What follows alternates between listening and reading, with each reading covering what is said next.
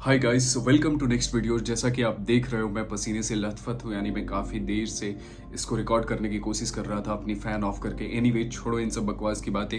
इस वीडियो के main topic पे आते हैं, जो कि हमारा जियो एंड ब्लैक रॉक की जो न्यू एनएफओ लॉन्च होने वाली है, फ्लैक्सी कैप फंड, उसके बारे में डिस्कस करने वाले हैं। तो चलिए, इस वीडियो में हम सबसे पहले इस फंड का नाम डिस्कस करेंगे, मार्केट कैपिटलाइजेशन डिस्कस करेंगे, कितना परसेंट कहाँ इन्वेस्ट होगा ये डिस्कस करेंगे, फिर एक्सपेंस रेशियो डिस्कस करने वाले हैं, मिनिमम कितना अमाउंट से एप्लीकेशन डाल सकते हैं या कितना अमाउंट से आप मिनिमम एसआईपी कर सकते हैं। फिर हम इसमें ये डिस्कस करने वाले कि क्यों इन्वेस्ट करेंगे और कब से कब तक इसकी एनएफओ है, यानी कब से खुलेगी और कब एनएफओ बंद होगा, कब लोगों को अलॉटमेंट मिल जाएगी।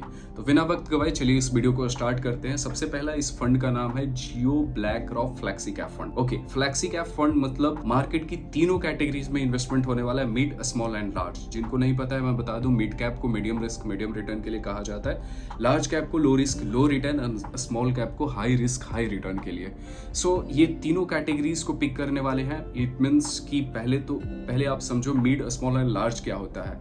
सो जो हमारे इंडियन स्टॉक मार्केट में जितनी भी कंपनी रजिस्टर्ड है, वो 1 से लेकर के 100 तक की जो कंपनियां हैं उसको लार्ज कैप कहते हैं। 101 से लेकर के 250 तक की जो कंपनियां हैं उसको मिड कैप कहते हैं, और 250 से लेकर के जितनी भी नीचे की कंपनियां हैं उसको स्मॉल कैप कहते हैं। अब इसमें हम देखेंगे कि कितना से कितना इक्विटी में इन्वेस्टमेंट होना है। सो एक्चुअली इस फंड का 65 to 100% पैसा इक्विटी में, यानी कि इससे शेयर परचेसिंग होने वाली है या इक्विटी रिलेटेड इंस्ट्रूमेंट में इन्वेस्ट होगी, और 0 to 35% तक का पैसा डेट ओरिएंटेड, यानी कह सकते हैं सिक्योर इंस्ट्रूमेंट में, जैसे कि government bond, corporate bond, money market, treasury bill, इन सब चीज़ों में इन्वेस्ट होने वाला है। इसकी अगर एक्सपेंस रेशियो की बात करें तो बहुत कम है। इसका एक्सपेंस रेशियो 0.50% ही है, प्लस इसमें कोई एग्जिट लोड नहीं है, which is a very good thing, क्योंकि आजकल के जितने भी म्यूचुअल फंड्स आते हैं उसमें एटलीस्ट 1% का तो एक्सपेंस रेशियो एग्जिट लोड होता ही है अगर आप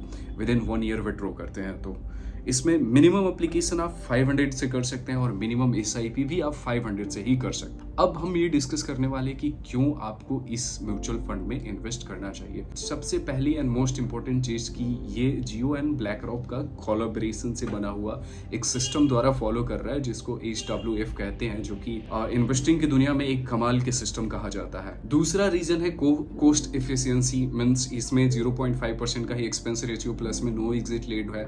तीसरा कह सकते हैं डाइवर्सिफाइड होल्डिंग, मतलब मल्टीपल सेक्टर्स में और मल्टीपल कैटेगरीज में पैसे इन्वेस्ट होने वाले हैं, तो यहाँ पे एक अच्छा खासा डाइवर्सिफिकेशन मिल जाएगा आपको। चौथा रीजन है रिस्क कंट्रोल, यानी कि यहाँ पे रिस्क कंट्रोल है। ये एक निफ्टी 500 की एक इंडेक्स है, उसको बीट करने की कोशिश कर रही है। हाँ, और एक और मोस्ट इंपॉर्टेंट चीज, ये एक एक्टिव फंड है, यानी कि एक्टिवली कुछ फंड मैनेजर एंड एआई द्वारा मैनेज किया जाएगा। ये कोई इंडेक्स फंड नहीं है, ओके, जो कि ये भी काफी अच्छी बात है। और हमारा जो कह सकते हैं कि आखिरी वजह जिसकी वजह से आपको इसमें इन्वेस्ट करना चाहिए, वो ये है कि डेटा ड्रिवन, मतलब कि ये फंड एआई के द्वारा पास्ट डेटा के आधार पे भी स्टॉक्स को पिक किया जाएगा, प्लस में जो 2 फंड मैनेजर है, हालांकि उनका नाम नहीं जानता, लेकिन उनकी एक्सपर्टीज के आधार पे भी स्टॉक्स का सिलेक्शन होगा।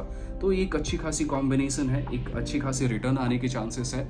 अगर आप कोई नया इन्वेफो तलाश कर रहे थे तो ये एक बेस्ट ऑप्शन हो सकता है। एनीवे, अगर आपको मेरा मेहनत अच्छा लगता है प्लीज़ लाइक एंड सब्सक्राइब करना ना भूले। वाकई में ऐसी वीडियो बनाने में काफ़ी मेहनत लगती है, काफ़ी देर तक फैन ऑफ करके अपने पसीने बहाने पड़ते हैं। Anyway, thank you very much, bye bye, मिलते हैं नेक्स्ट वीडियो में, तब तक के लिए खुदा हाफिज़।